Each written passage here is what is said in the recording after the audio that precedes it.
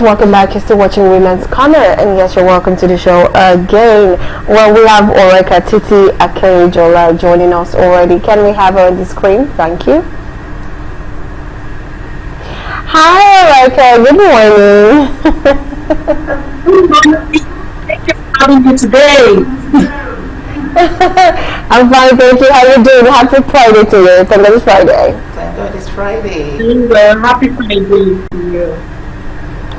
Okay, so alright, we'll be talking about relationships. So we don't have a specific thing. We want to go through every angles in relationships. So we're just going to ask questions, right?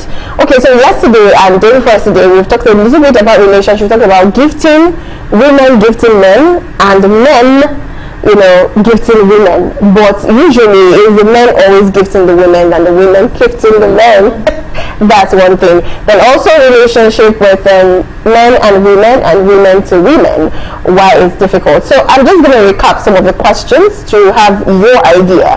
Obviously, because as a journalist, there's this thing about digging deep, making research, and making confirmations, affirmations to things that or thoughts. Different school of thoughts that people have. So I'm going to ask you again, differently this time around. For a man and a woman, obviously there can be a friendship. There can be a very good kind of friendship between two different genders.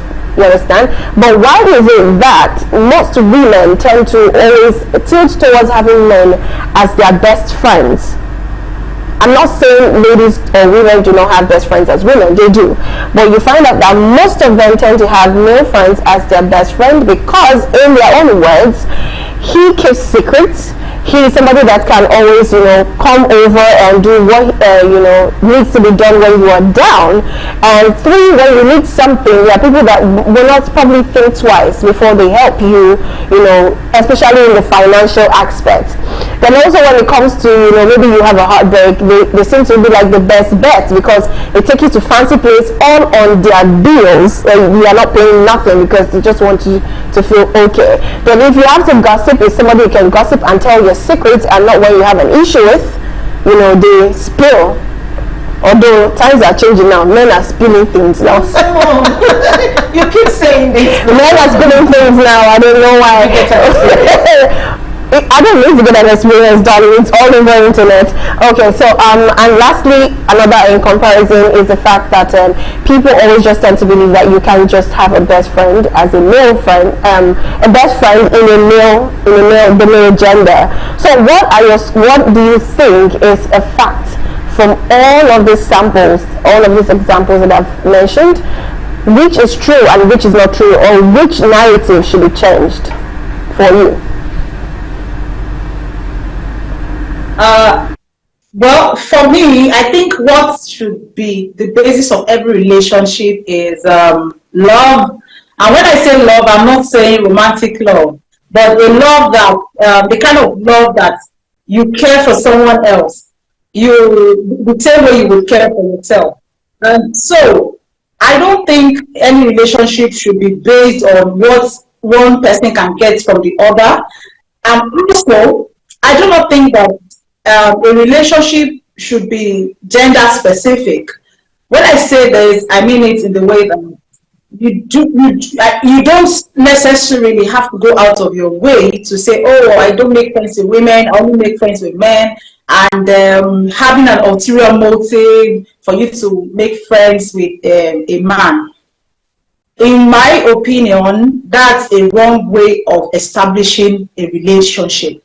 It should be because you are attracted to that person as not sexually, not romantically, but there's a connection. You feel, oh, okay, this person can make an impact in my life. I can help this person as well. I will look out for this person if they're in distress, or I can help them. These are people that you must be willing to be selfless towards. So it should not be based on man or woman or getting something from someone. It should just be because you feel that you are in a position to be a friend. Because before you can get a good friend, you yourself should be a friend. You yourself should be a good person. So that whatever you are expecting from that friend is what you already have. that is love, that is giving, a selfless spirit. So these are the things I think should be the basis of friendship. Okay, since that's a beautiful one. I feel like if you want a friend in a man or a woman, you should also be a very good friend. Same thing we always say even in marriage. If you want a good man as a husband, you should be a good woman, and if you want a good woman as a wife, you should be a good man. But I don't think men actually follow that slogan, because I feel like a lot of men are always looking for the perfect woman to take all, I don't know, everything that they are, and the English they use, or let me say the word they keep using for a lot of women is, women are supposed to be quiet. They should be the home builder. They should be the home mender, the home keeper. You don't talk when the man is talking. When he's angry, you allow him. Then later you come back, you talk to him. That means he's allowed to do whatever he needs to do, but the woman should just be his perfect peace. Let me use that word. So that's for men though, which I know I'm not even supposed to dive into, because that's what I want to talk about. So anyways, for men now, how do you see a man, or what do you think about a man who in a relationship is always being, will I use the word fed, always giving money? Like the woman is always the one giving money. I'm talking about relationship, not marriage now, because we're talking about relationship. A man is always collecting from his spouse, that is a woman, without a form of regret, without a form of... Okay, he takes it as if he's entitled. As though he's entitled, right? And in most relationships, people have this mindset of women are the one that collect. But right now, I've seen some men, I'm not saying I've known some men who would just believe that they should always get something. Even on the other show, we've seen a man that came up and said, a pastor, saying his church member, a female, came to complain that from the first day he met her boyfriend, for like every week he's always demanding for one thing or the other. Do you understand? So do you think that is a good thing for a woman? And do you think that act of always asking from your woman makes you man enough, or it should make you think that you're probably not ready to be in a relationship? You could probably just be friends. I don't know. I'm just asking. What do you think? I think you know what? A good friendship, a good relationship, yes. Sorry, I didn't get that, please. So do you think all of that, demanding from your woman or feeling entitled to your woman, even if you are in a relationship or not, do you think that could breed a good relationship or a good friendship? I'm talking about the man now. We know women, we like men's money, right? But I'm just asking from the man's angle. Okay. Well, as I said before, any relationship, any form of friendship should have love as the basis. And when you love someone, you are not going to be demanding in a selfish manner. You'll be exercising some negative vices or giving off negative vibes when you begin to demand as a thing of right, or you feel because you're entitled to or the person's money. And this goes either way.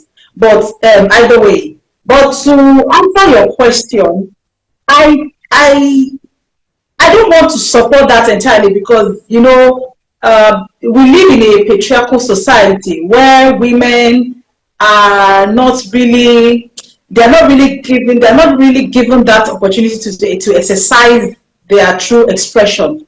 So a lot of the time, they want to give, they want to reciprocate love, but because of what the society has groomed the minds of men, I use the word loosely. I don't want to use it as a stereotype in the stereotypical form. What I'm saying is that because they are groomed men to always be the givers and all the time, so the woman now begins to feel that, okay, if she gives the man money or gives him gift, it means that she's begging for his attention, or she's begging for romance, or she's using money. Let me use in a local parlance. She use her money and everything to beg man. So it may not really be her intention. So for the man as well, if a woman is giving you money and giving you gifts, and then in your mind you are thinking that let me chop her money very well, let me chop, after all women they chop for men. It's a very wrong notion and it should be discouraged. I actually believe it should be discouraged, to be honest. Okay, so let's talk a little bit about the foundation of relationship, because since we're talking about this, and I think most of what she has been pointing back at is the foundation. Why do you have him as a friend? Why do you have her as a friend? Why are you in a relationship with her, and why are you in a relationship with him? So yes, let's talk about the foundation. Now, do you think a foundation built with lies, right? Lies and deceit. This is a relationship built with lies and deceit, right? And on the long run, maybe after a year or two, the person lying, or the person, playing the deceit card decides to change. Do you think that relationship could work without probably telling the truth, or coming out with the truth, or feeling like, okay, it's my past, but that past was happening while you were in a relationship with the person? Do you think that would breed a healthy relationship in the future of marriage? Well, I think that aside the fact that the foundation always matters, and when they say that, I think in the scriptures that when the foundation is faulty, what can the righteous do? So aside that, there is room for redemption. There is room for restitution. Therefore, if someone builds a relationship in lies and deceit, and then later changes, has a repentant heart, or is remorseful for the past, it's very important that they come out with that truth and they tell the person, that they confess that, look, I'm sorry, at first when we started dating, I didn't really love you like that. I didn't feel the vibe. I was just concerned about the money and all. But right now, I feel that we are in a place where we can love each other. We're in a place where we can be selfless. We're in a place where we can truly, genuinely care for each other. So I'm not going to conclude that because the foundation was faulty, then there is no room for restitution. It was important. Okay, that's good. Are we going to break? No. No, let's just continue. Hi, Oreka. Hi, thank you for joining us. Okay, so my question is, in a relationship, I know you're sweet, soft person, so I need your honesty in this. In a relationship, we have the man and the woman dating and all that. Blossom accepts the woman, keeps giving and all that. But this man keeps borrowing from the lady, Do you think it will end well, or you think the lady should just at a time stop this relationship? The guy keeps borrowing, please borrow me, and you don't want to give back until she asks you to give her money back. Do you think it will end up in a good relationship?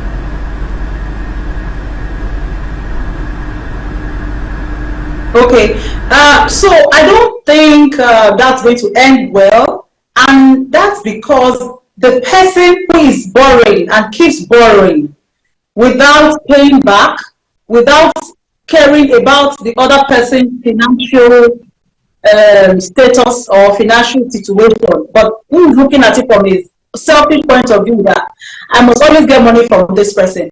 I think it's wrong, and that person has the person is morally deficient, and if the person does not show any sign of getting his finances put together, then there is no point pursuing that relationship. Because when you get married to such a person, if the woman in question gets married to that person, they're going to be having a lot of problems, because she's going to keep lending him money all the time, and eventually she might go bankrupt, or the relationship, she becomes emotionally drained, because perhaps she's doing this from a position of love and care and genuine concern about this person's situation. But if that person is borrowing the money and using the money to live a lavish lifestyle, satisfying his selfish desires and all of that, then I'm sorry, that relationship is dead already. And the woman should recognize that she is being used and she should call it off.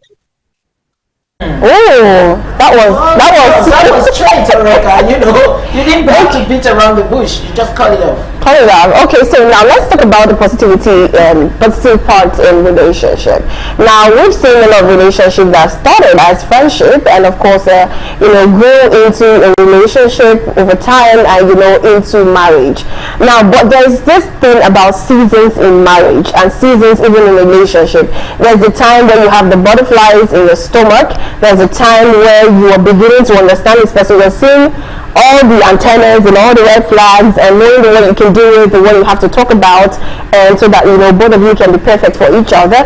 And of course, there's the season whereby you guys are bonding all over again. Then obviously become almost unbreakable or inseparable, which is very beautiful. Now, to have these seasons and be able to walk along these phases and overcome each one of them, what do you think is the key things that both spouse have to follow through to match through the seasons? Because I know as much as relationship and marriage is beautiful, trust me, I've heard where people have been married for even just 10 years. Like when they share their story, I'll be like, really?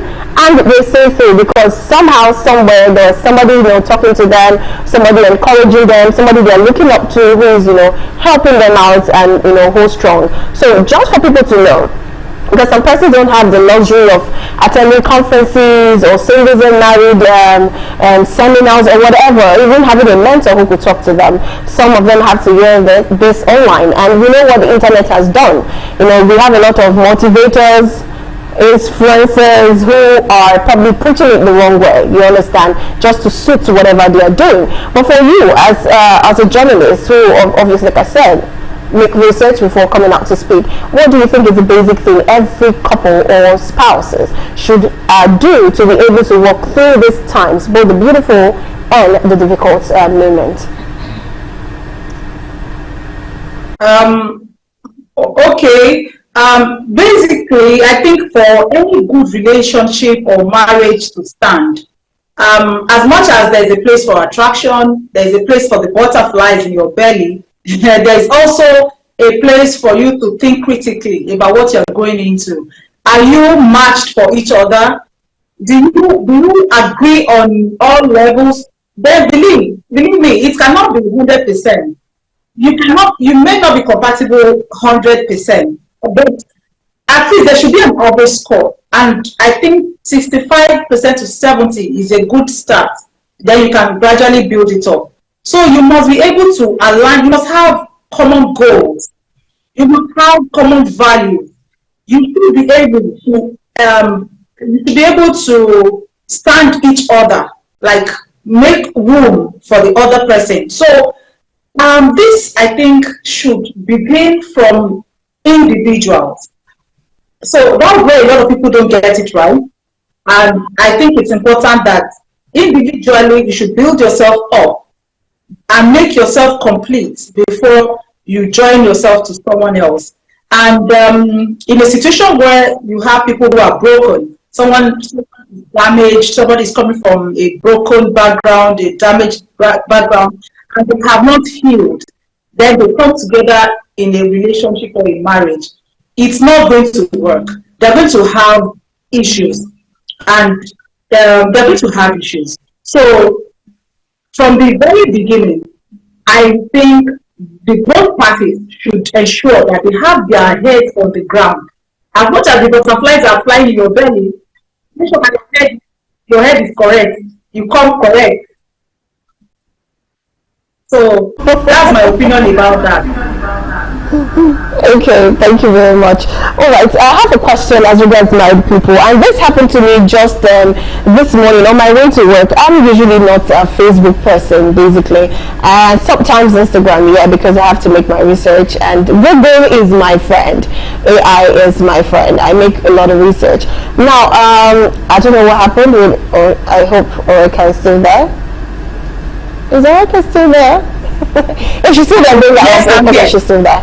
Okay, all right. So Today, while on my way to work, I'm just going to share my experience. And this has to do with married men, actually. This is not just about Facebook. I think it happens a whole lot. Now, coming to work, I was chatting with someone, a friend on Facebook. We just talk on Facebook once in a while. You can chat me up maybe as a match, and if I go on Facebook, I respond to you in May. You have to permit me because that's not the kind of app I don't really go to that app. So, now you are married and you see a single lady. Obviously, like they say, when you get married does not mean that you will not see somebody more beautiful than your wife, and does not mean you will not see somebody more handsome than your husband, even better in character.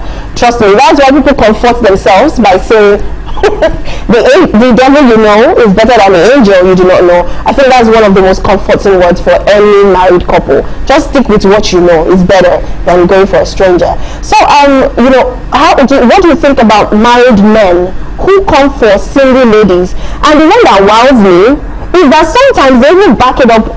I'm sorry to other religion, they back it up with the Bible.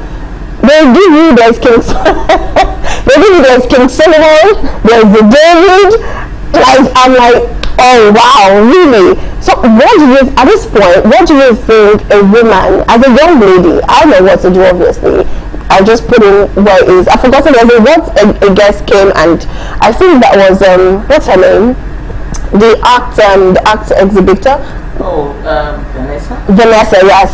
She said something. She said tame. I was able to actually, tame. I was able to tame that part. Now, but for women out there who see this and sometimes fall into temptation, because one, you know, as a young lady, you want your bills to be paid, you want to live the luxury lifestyle, you probably want to live a baby girl lifestyle. And you see a married man that has the money, you know, you check his page and you can see that, okay, this person is swimming in money, and it's there tempting you to just accept. I'm probably lying, I don't know if they say the truth, but I know it's a lie that they want to take you in as probably the second wife or maybe marry you later on. What do you think a young lady should do at this point so she does not fall into temptation? Some people say block, but I don't know. I want to hear what you have to say. So from the perspective of the woman, I want to say that first of all, contentment is key. So you look at where you are financially and see how you can. You may not have it all, you may not have everything, but see how you can manage your resources. See how you can be content with what you have, so that no matter what somebody brings your way, regardless of the wealth that that person has, you are not going to be swayed by their words. But then again, it's always not easy. So it takes a consistent effort to, you know, build yourself, to encourage yourself, to tell yourself that you're going to come out of whatever situation that you have found yourself. And on the other side of the men, a lot of men they are so greedy. I'm sorry to use that word. It's not like I want to generalize, but the truth is, men they keep, you know, like you're being an ostrich. You're stretching your neck. Something that is not good, you still want it, and then you think with money you can get that person. I mean, it's wrong. It's wrong. This means that you are just doing everything from a selfish point of view, and at the end of the day, if you do not alert the other person to your desires, to your motives, then somebody is going to end up being damaged. Is going to end up being hurt. So it's very important that you should say this from the beginning. What do you want from this relationship? You tell the person that, okay, I just want to have a nice time. Yes, it may not be marriage, or even if he says he's married and he thinks his religion permits him to marry someone else, or even he thinks that, okay, maybe he can add you to his let me say harem, or keep you as a mistress. If it's okay by the person, ultimately it's what that person wants. It's what the both parties want, and there must be a level of agreement. So if the lady likes it, if she's okay by it, it's fine. But I said at the beginning that women should learn to be contented with what they have. But if it's not about contentment, because there are other issues, there could be loneliness, there could be lack of, apart from loneliness, there could be other issues. The person could just genuinely like this person as a friend, and then it generates into romance. So you can't really blame people, because you have to check the dynamics of the relationship. But eventually, everybody should do what pleases them, as long as they are not trampling on someone else's rights. Or if both of them agree and they're not going to by their actions hurt a third party or destroy someone's home from the woman's angle, because it's always women that will say she went and destroyed somebody's home, forgetting that it was the man that the man came to her from the beginning. But later on, they will say she's the Jezebel that went to destroy somebody's home. So it's better that you should just stay away from such a thing. That's what I would advise. I totally agree. Yeah. I totally agree, because that's the irony of it. Those men are most times the ones who go for this young woman, but when they get the woman, the wives are always going after the side chicks. Oh, okay. All right, your answer is straight enough, and then Blossom too just said that. But like you said, we might have a Jezebel that wants to destroy the home, and I know that you're a lawyer. So what's the wife's rights in this case? Okay. The wife has no right whatsoever, because whatever the husband is doing is an adult. Is entitled to exercise his right to do whatever pleases him. So now, the matrimonial situation or the matrimonial structure of their home will be threatened if the man does not put the wife into consideration. For instance, he's bringing his girlfriend to the house, and the girlfriend is coming to harass the wife at home and all that.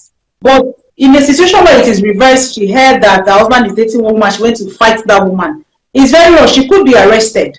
As a matter of fact, women should stop doing that, because your husband had left his house to go and be taking that girl. Have you addressed him?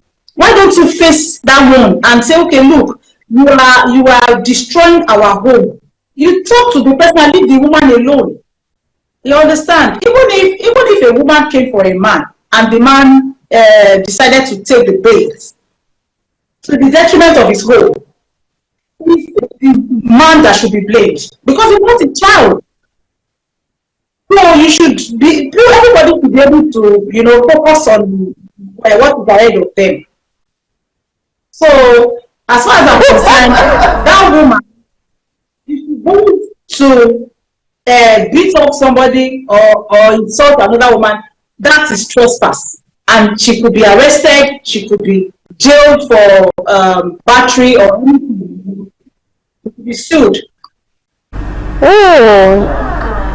I've actually always, I didn't even look at it from that part of being a lawyer, but I know for a fact that if I have a relationship and he's going out there to be with someone, why would I go there to fight to leave the girl, or rather fight with him? Women do that, and Oreka has just given us advice. It's better, because I don't say it's nice, because we might be arrested for that, because that's trespassing, like you said. Thank you so much, Oreka, for stating that fact, and I hope every married woman out there can hear this, because if your husband is cheating and you are going to attack the girl, right now we just empowered a lady, but we are not saying you should go and be chasing people's husband, right?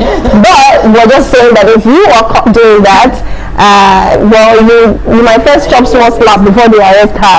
But you, the woman, she won't chop slap, but she will be arrested. I've seen a lot of videos that are trending online where the side chick beat the hell out of the wives that came for them. We're ready. They were ready because they're like, no, I didn't come to him. He's in my house, so why are you chasing after me, right? So anyways, for both parties, women, stay in your home and, you know, do what you need to do to keep your husband And at home. men, keep your thing together.